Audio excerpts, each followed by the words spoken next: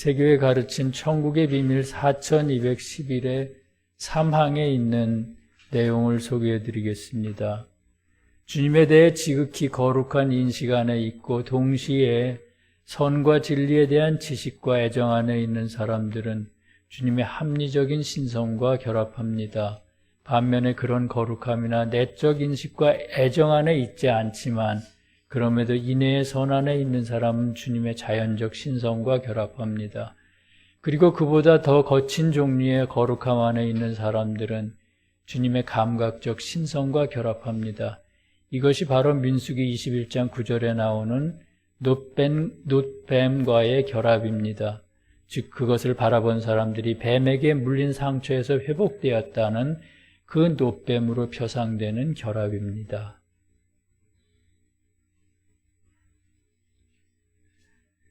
세교의 모든 가족들과 함께 세교의 기념일을 진심으로 축하하며 주님께 감사와 영광을 돌립니다.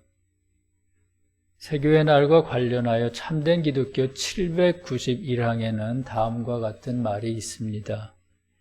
이 일을 끝내신 후 주님께서 영계에서 제자들을 불러 모으시고 다음날 영계 전체로 그들을 보내 다니엘서 7장 13절과 14절의 예언대로 주 하나님 예수 그리스도가 다스리신다는 것과 주님의 나라가 영원토록 지속될 것을 가르치게 하셨다. 그날이 지상의 시간으로는 1770년 6월 19일이었다. 이 일을 끝내신 후라고 했는데 이 일이란 영계에서 이루어진 이전 교회에 대한 심판과 천국과 지상의 새 교회가 세워진 것을 선포하신 것을 의미합니다. 스웨덴버리에 이런 증언이 있었기 때문에 세교에서는 6월 19일을 새 교회 날로 정하고 기념 예배를 매해 드리고 있습니다. 성문서에 의하면 하나의 교회가 무너지고 새로운 교회가 세워질 때 주님께서는 두 가지 일을 하신다고 합니다. 두 가지 일이란 어떤 것입니까? 하나는 이전 교회에 대한 심판이고요. 또 하나는 주님에 의해 새로운 교회를 위한 말씀이 나타나는 것입니다. 예를 들면 아담으로 표상되는 태국교회가 홍수로 끝이 났을 때 노아로 표상되는 고대교회의 상응의 말씀이 주어졌습니다. 또 바벨탑 사건으로 고대교회가 무너졌을 때는 유대교회를 위해 구약의 말씀이 주어졌습니다. 그리고 유대교회가 다시 말씀을 왜곡하고 변질시켰을 때 주님께서는 직접 세상에 오셔서 변질된 말씀을 새롭게 만드셨습니다. 말씀을 새롭게 하셨다는 것은 구약의 말씀에 더해 신약의 말씀을 주셨다는 뜻입니다. 그럼 계시록에 하늘에서 내려오는 새 예루살렘 성으로 표현된 마지막 새 교회를 위한 말씀은 어떤 것일까요? 그것은 신구약 성경과 주님의 종 스웨덴버리를 통해 밝히신 말씀의 내적인 의미입니다. 주님의 모든 교회가 이와 같이 말씀 위에 세워진 까닭은 요한복음 1장 1절에서 말한 것처럼 말씀은 곧 주님이시기 때문입니다. 그런 의미에서 볼 때 주님이 인성을 입고 세상에 오시어 죽으셨다. 신성과 인성을 하나로 만드시고 거룩한 인간으로 다시 사신 것은 교회에 의해 훼손된 말씀의 문자적인 의미가 회복된 것이고 그러므로 말씀의 문자적인 의미 안에 내적 진리가 충만하게 된 것을 의미합니다.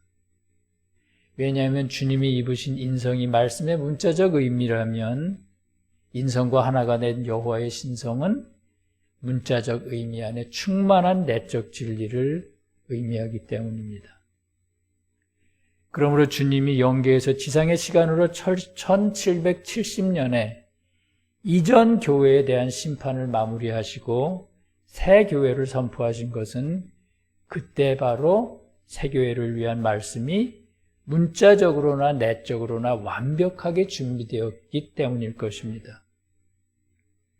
오늘 본문의 말씀은 주님이 세상에 오셔서 부활하심으로 말씀이 완전해졌으며 그러므로 유대교회 사람들처럼 지극히 세속적이고 감각적인 사람들까지도 그들이 주님을 등지지만 않는다면 말씀을 통해 구원받을 수 있게 됨을 보여줍니다. 5절에서는 이스라엘 백성들이 하나님과 모세를 원망하며 이렇게 말합니다. 어찌하여 우리를 애굽에서 인도해내어 이 광야에서 죽게 하는가? 이곳에는 먹을 것도 없고 물도 없도다. 우리 마음이 이 하찮은 음식을 싫어하노라 이렇게 말했습니다. 이스라엘 백성들이 말하는 하찮은 음식이란 어떤 것일까요? 하늘에서 내려오는 만나를 말하고요. 속뜻으로는 주님이 영적 교회에 주시는 순수한 진리를 뜻합니다.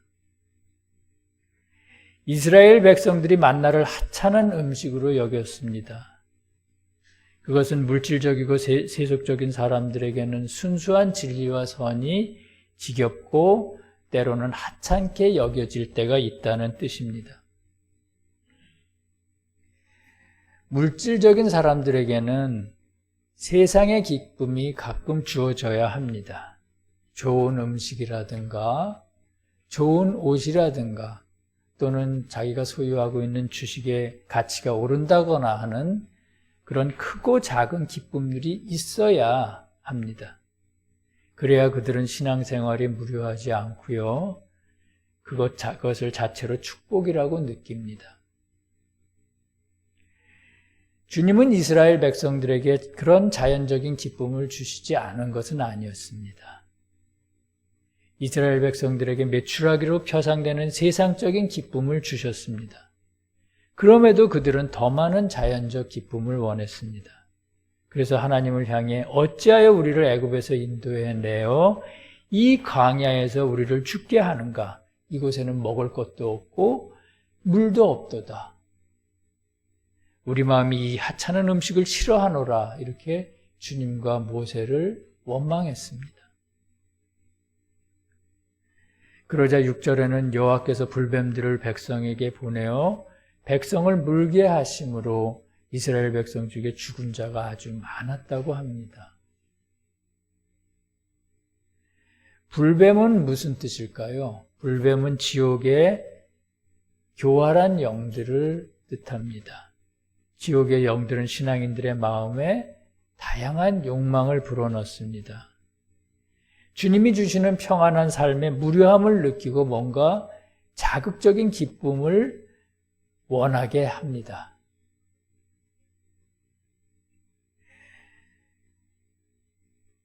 그렇게 우리 마음속에 세상적인 욕망이 많아질 때, 그때 자칫하면 지옥의 영들이 불어넣는 욕망의 유혹에 넘어가기가 쉽습니다.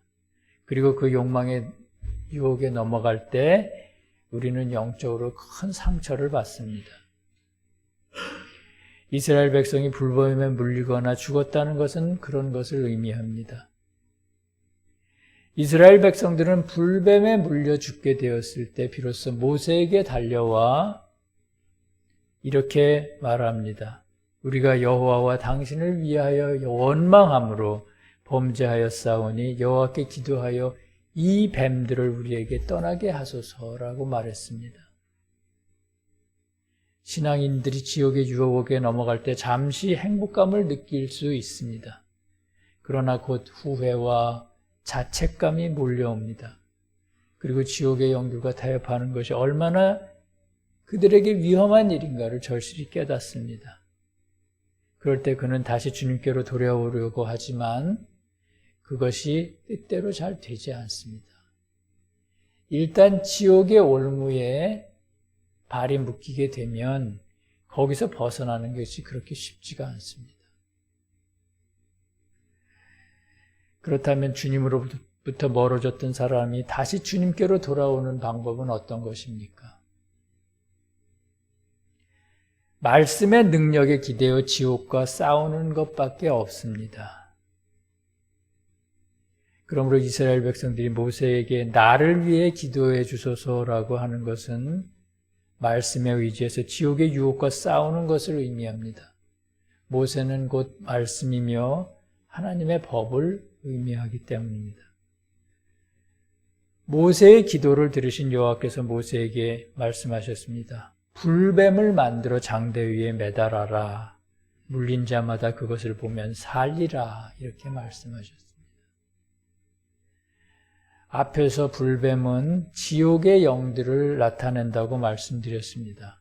그런데 여기서 불뱀은 주님의 신성한 몸의 감각을 뜻합니다. 뱀은 때로는 영적으로 가장 낮은 차원의 것인 육신의 감각을 뜻할 때도 있기 때문입니다.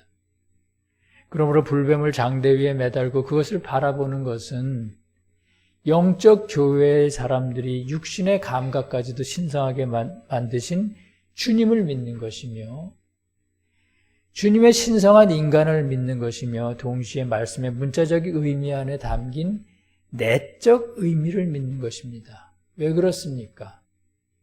바로 주님이 곧 말씀이기 때문입니다.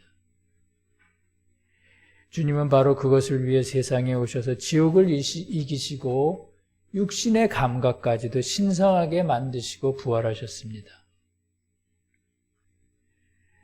주님이 그렇게 하신 것은 주님께 의지해 구원받고자 하는 사람은 믿음이 깊거나 얕은 사람이거나 모두 주님과 결합할 수 있도록 하기 위해서입니다.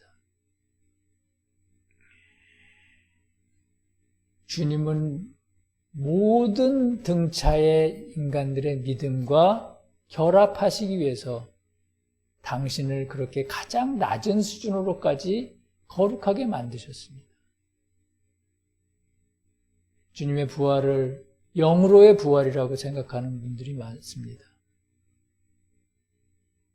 주님은 애당초 영이셨습니다. 영으로 부활하는데 지옥의 시험을 이기실 필요가 없습니다. 주님의 영은 지옥이 감히 가까이 올 수도 없는 그런 존귀하시고 고결하신 영이십니다.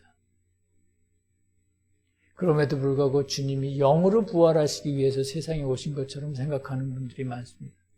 그렇지 않습니다.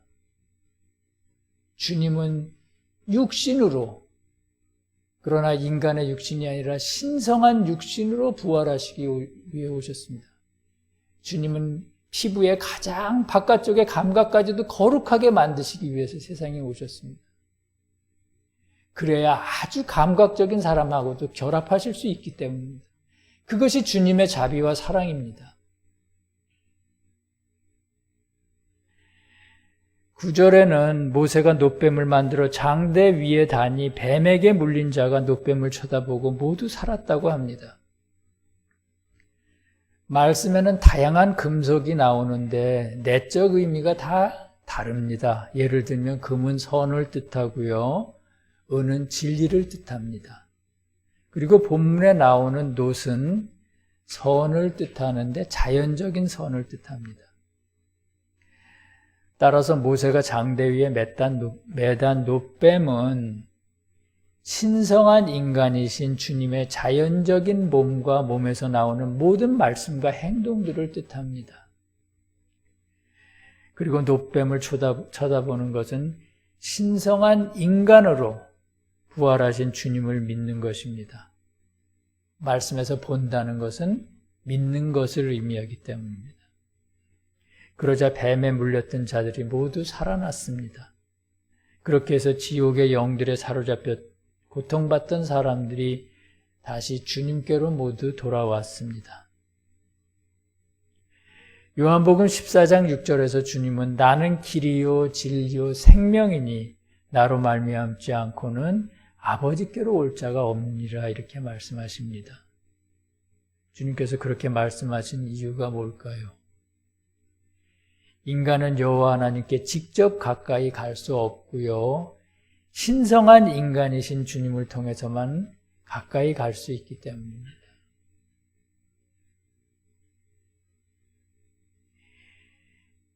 스스로 믿음이 깊다고 자부하는 사람들 중에 인간이신 신적 신성한 인간이신 예수님을 통하지 않고 바로 여호와 하나님께로 갈 수 있다고 믿는 사람들이 있습니다.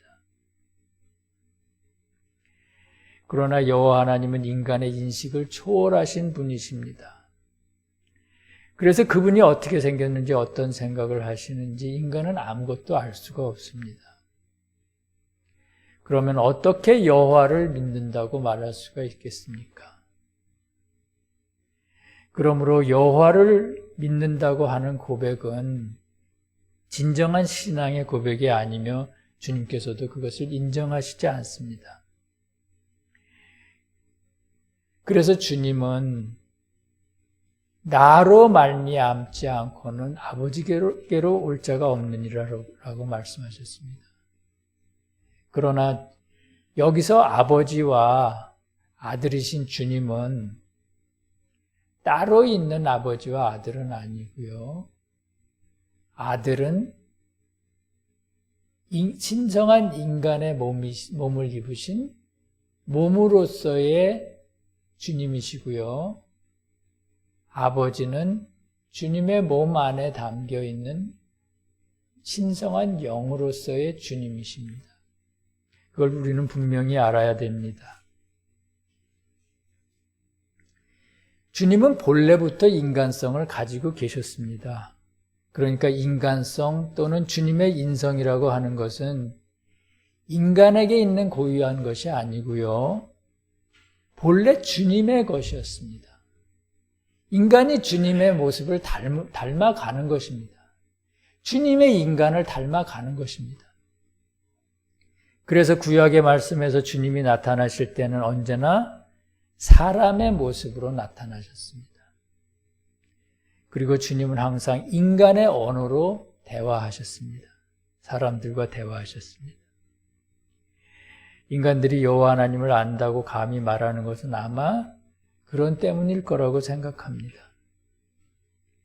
그러므로 주님이 인간의 몸을 입고 오셔서 불완전한 인간을 벗고 신성한 인간으로 부활하신 것은 잠재적으로 가지고 계셨던 인성을 현실에서 구체적으로 실현시킨 것을 의미합니다. 구약의 주님도 신성한 인간이셨습니다. 그러나 그것은 잠재적으로 가지고 계셨던 인성이었다는 것입니다. 주님이 세상에 오셔서 2000년 전에 지옥을 이기시고 신성한 인간으로 부활하셨을 때 잠재적이었던 주님의 인성은 비로소 현실에서 실현이 됐습니다. 그 신성한 인간의 몸이 바로 오늘 말씀에 나오는 놋뱀입니다. 앞에서 말씀드린 것처럼 주님은 말씀이시기 때문에 부활하신 주님의 신성한 몸은 내적 진리로 가득한 말씀의 문자적인 의미이기도 하다고 말씀을 드렸습니다. 그러므로 놋뱀을 쳐다보는 것은 한편으로는 신성한 인간이신 주님을 믿는 것이며 다른 한편으로는 내적 진리로 충만한 말씀을 믿는 것입니다. 그렇게 말씀을 믿고 그렇게 말씀을 읽을 때 우리는 주님의 신성한 능력과 만날 수 있으며 모든 병에서 노연할 수가 있습니다. 그것이 놋뱀을 보는 사람들의 상처가 낫는 것입니다. 사랑하는 성도 여러분, 주님께서 1770년 6월 19일에 영계에서 제자들을 불러 모시고 그들을 영계 전체로 보내 복음을 가르치셨다고 하셨는데 그때 그 복음은 바로 주님께서 보내주시기로 약속하신 성령이며 말씀의 내적인 의미입니다. 왜냐하면 제자들이 가르친 말씀, 즉 말씀 안에는 예수 그리스도가 한 분 하나님이시며 그가 영원토록 하늘과 땅을 다스리신다는 것과 또한 새 예루살렘으로 표상된 마지막 세교회는 영원토록 쇠하지 않는 교회라는 것이 포함되어 있기 때문입니다. 그것은 말씀의 내적인 의미를 통해서만 드러납니다. 그 말씀의 내적인 의미가 주님께서 보내주시기로 약속하신 바로 그 성령입니다. 말씀의 내적 의미 안에 있으면서도 가끔 마음에서 알 수 없는 욕망이 일어날 때가 있습니다. 그럴 때는 성령이 주시는 잔잔한 행복과 평화가 무색무취하게 느껴지고요. 삶이 무료하게 느껴집니다. 그리고 말씀에서 배우는 선과 진리가 하찮게 여겨질 때도 있습니다. 마치 이스라엘 백성들이 광야에서 느꼈던 지루함 같은 걸 느끼는 것이죠. 그러나 그럴 때일수록 이스라엘 백성들이 놋뱀을 바라보는 것처럼 주님의 신성한 몸이신 말씀을 더욱 굳게 붙잡아야만 합니다. 그래야 지옥의 불뱀의 유혹에 넘어가지 않을 수가 있습니다. 천국의 비밀 4211의 3항을 보면 개인의 믿음에 따라 말씀의 문자적인 의미인 놋뱀을 바라보는 방법이 다르다고 합니다. 어떻게 다를까요? 그 내용을 다시 한번 읽어보면서 설명을 드리겠습니다. 앞에서 소개해드린 그 바로 천국의 비밀 4211의 3항의 내용입니다. 주님에 대해 지극히 거룩한 인식 안에 있고 동시에 선과 진리에 대한 지식과 애정 안에 있는 사람은 주님의 합리적인 신성과 결합한다. 이 말이 무슨 말일까요? 주님, 즉 말씀을 거룩하게 여긴다는 것입니다. 그리고 말씀의 진리에 대해서 애정을 갖고 있다는 것입니다. 애정을 갖고 있다는 것은 진리를 배우기 위해 애쓸 뿐만 아니라 삶으로 옮기기 위해 애쓰는 사람들입니다. 그런 사람들은 말씀을 읽을 때 주님의 합리적인 신성과 결합하는데 그 주님의 합리적인 신성이라는 것은 말씀의 합리적인 의미, 즉 내적 의미를 만나서 그 의미와 그의 삶이 결합한다는 뜻입니다. 반면에 그런 거룩함이나 내적 인식과 애정 안에 있지 않지만 그럼에도 인내의 선 안에 있는 사람들이 있습니다. 그들은 주님의 자연적 신성과 결합한다고 합니다. 이 말은 말씀을 그렇게 거룩하게 여기지는 않습니다. 거룩하게 여기기는 하는데 전자의 사람들처럼 그렇게 거룩하게 여기지 않고요. 그리고 말씀의 진리에 대한 그렇게 큰 애정도 없습니다. 그럼에도 불구하고 그의 삶은 이웃을 사랑하는 삶을 살려고 나름 노력합니다. 그런 분들은 주님의 자연적 신성, 그러니까 말씀의 내적 의미를 이해하기는 어렵고요. 말씀의 문자적인 의미 안에서 신앙생활을 한다는 것입니다. 세 번째는 어떤 사람일까요? 앞에서 말한 사람보다 더 거친 종류의 거룩함 안에 있는 사람들입니다. 그들은 앞에서 말한 두 부류의 사람들처럼 그렇게 말씀을 거룩하게 여기지는 않지만 그래도 아주 거룩하게 여기지 않는 것은 아닙니다. 나름대로 말씀이 주님의 하나님의 거룩한 말씀이라는 것을 조금은 인식하는 사람들이죠. 그러므로 그들은 말씀을 마음대로 하거나 마음대로 해석하거나 말씀을 외면하거나 그러지는 않습니다. 그런 사람들은 주님의 감각적인 신성과 결합한다고 합니다. 감각적인 신성과 결합한다는 것이 어떤 뜻일까요? 이게 참 어려운 내용인데 저는 그것을 이렇게 이해를 합니다. 말씀의 문자적인 의미가 아니라 말씀의 문자 그 자체와 결합한다는 것입니다. 말씀의 문자적인 의미도 아니고 문자 그 자체와 결합한다는 것이 어떤 것일까요? 말씀의 문자적인 뜻을 문자적인 뜻도 잘 이해를 못합니다. 그러나 그 문장이나 단어를 반복해서 읽거나 암송하면 말씀의 능력에 다가갈 수 있다고 믿는 것입니다. 어떻게 보면 좀 주술적 신앙 같은 그런 신앙이죠. 주님의 제자 중 그런 신앙을 가졌던 사람이 바로 도마와 같은 사람이었습니다. 그런데 도마는 주님이 어떤 분이시라는 걸 잘 몰랐습니다. 주님의 몸을 만져보면서 실제로 창자국이 있고 못자국이 있는 것을 보면서 아, 주님은 이런 분이었구나 라고 그냥 느꼈을 뿐이지 주님이 얼마나 사랑이 많으시고 인류를 위해서 어떻게 해서 물리적인 인간의 죽음을 극복하시고 이런 걸 전혀 모르는 사람이었습니다. 그냥 주님의 몸만 이렇게 만지면 구원을 받을 수 있다고 믿는 사람이었습니다. 그래서 주님은 그에게 뭐라고 말씀하셨습니까? 너는 보고 나를 믿지만 보지 않고 믿는 자가 복이 있다고 하셨습니다. 문자를 통해 보이지 않는 내적 의미를 믿는 자가 복이 있다는 말씀입니다. 그럼 앞에서 말한 세 부류의 사람들 중에 어떤 사람이 가장 복이 있을까요? 가장 앞에서 말한 사람, 말씀의 문자적 의미 안에 내적 의미가 있다는 것을 분명히 알고 그러므로 말씀을 거룩하게 여기고 그 말씀을 배우고 그대로 살기를 원하는 사람, 바로 그 사람이 가장 말씀의 깊은 곳까지 이해를 할 수 있게 됩니다.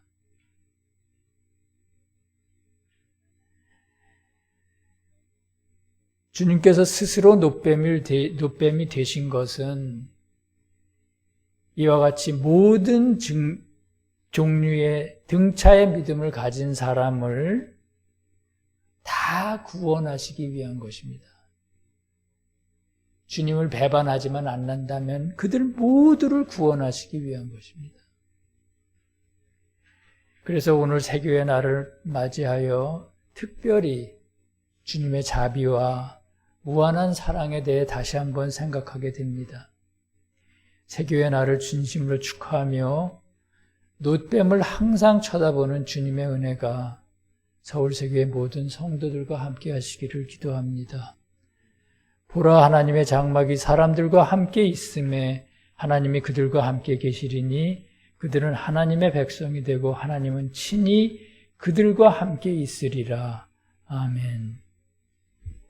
함께 기도하시겠습니다.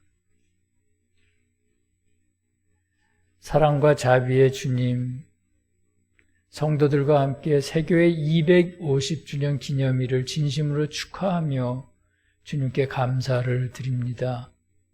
주님께서 영계 전체로 제자들을 보내 가르치신 복음이 지금 이 순간에도 우리에게 흘러들어오고 있음을 느낍니다.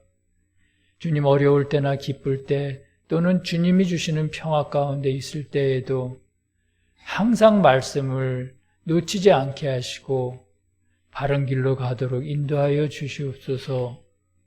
말씀을 읽을 때 문자적인 의미 안에 거룩한 내적 진리가 있음을 분명히 인정하고 의지하게 하옵소서. 그리고 그렇게 하는 것이 모세의 노뱀을 바라보는 것이며 노뱀을 통해 주님의 신성한 능력과 만나는 길임을 분명히 알게 하여 주시옵소서. 나라와 권세와 영광이 우리 주 예수님께 영원히 있사옵나이다. 아멘.